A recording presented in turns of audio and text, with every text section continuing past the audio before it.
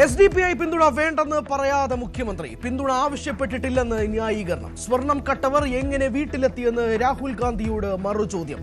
കൊല്ലത്തെ വാർത്താ സമ്മേളനത്തിൽ ചിലർ ബഹളം വയ്ക്കാൻ തയ്യാറായി എത്തിയത് നിർഭാഗ്യകരമെന്ന് മുഖ്യമന്ത്രി.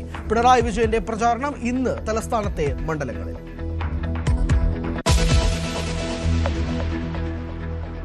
ദക്ഷിണേന്ത്യയിൽ ഇനിയൊരു കോൺഗ്രസ് മുഖ്യമന്ത്രി ഉണ്ടാകാതിരിക്കലാണ് മോദിയുടെയും അമിത്ഷായുടെയും ആഗ്രഹമെന്ന് AK ആന്റണി. കേരളത്തിൽ ഭരണമാറ്റം ഉറപ്പ്. ഇപ്പോഴുള്ളത് കാവൽ സർക്കാർ. വികസന സംവാദത്തിന് സമയവും സ്ഥലവും തീരുമാനിച്ചില്ലെന്ന് മുഖ്യമന്ത്രിയെ ഓർമ്മിപ്പിച്ച് VD സതീശൻ. നേരിട്ടല്ല, ഫേസ്ബുക്ക് വഴിയാണ് സംവാദത്തിന് ക്ഷണിച്ചതെന്ന് മുഖ്യമന്ത്രി.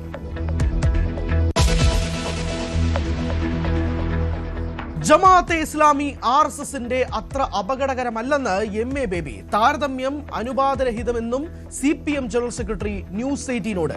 MA ബേബിയുടെ പ്രതികരണം ന്യൂസ് 18 മീറ്റ് ദ ലീഡർ അഭിമുഖത്തിൽ.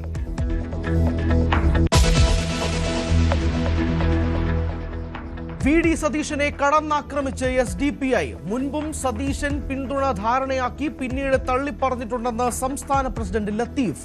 സതീശന്റെ നിലപാട് അംഗീകരിക്കുന്നുണ്ടോ എന്ന് മറ്റ് ഘടകകക്ഷികൾ വ്യക്തമാക്കണം. സതീശന്റെ ലക്ഷ്യം UDFന്റെ ഭൂരിപക്ഷം കുറച്ച് KC വേണുഗോപാൽ മുഖ്യമന്ത്രിയാകുന്നത് തടയലാണെന്നും SDPI.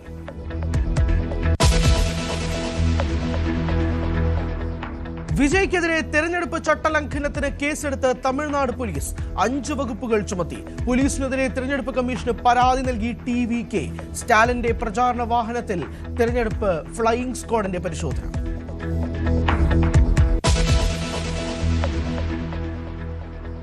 വിദേശ സംഭാവന നിയന്ത്രണ ചട്ട ഭേദഗതിയിൽ നിന്ന് കേന്ദ്രം പിന്മാറണമെന്ന് മുഖ്യമന്ത്രി. ഭേദഗതി ഒരു വിഭാഗത്തിന് അരക്ഷിതത്വം സൃഷ്ടിക്കുന്നു. പരസ്യ പ്രതികരണം ഇന്നലെ പ്രധാനമന്ത്രിക്ക് കത്തയച്ചതിന് പിന്നാലെ. തീരുമാനം രാജ്യത്തിന് ഗുണകരമല്ലെന്നും മുഖ്യമന്ത്രി. ക്രൈസ്തവ വിഭാഗങ്ങൾക്ക് ദോഷമെന്നത് കള്ളപ്രചാരണമെന്ന് രാജീവ് ചന്ദ്രശേഖർ.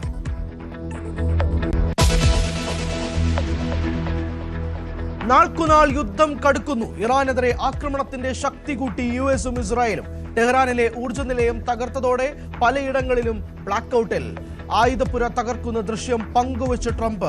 ദുബായ് പോർട്ടിൽ ആക്രമണത്തിന് ഇരയായ കുവൈത്തി എണ്ണക്കപ്പലിൽ ചോർച്ചയില്ല.